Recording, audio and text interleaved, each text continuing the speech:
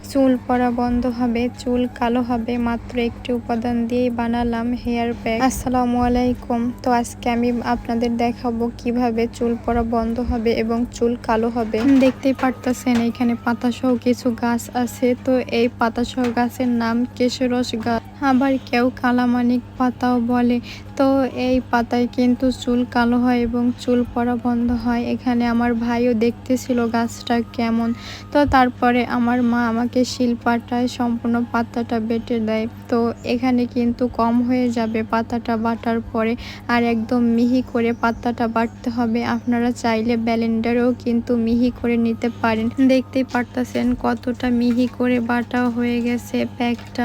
তো তারপরে একটা বাটিতে আমি নিয়ে নিলাম সম্পূর্ণ প্যাকের কালারটা কিন্তু কালোই হবে।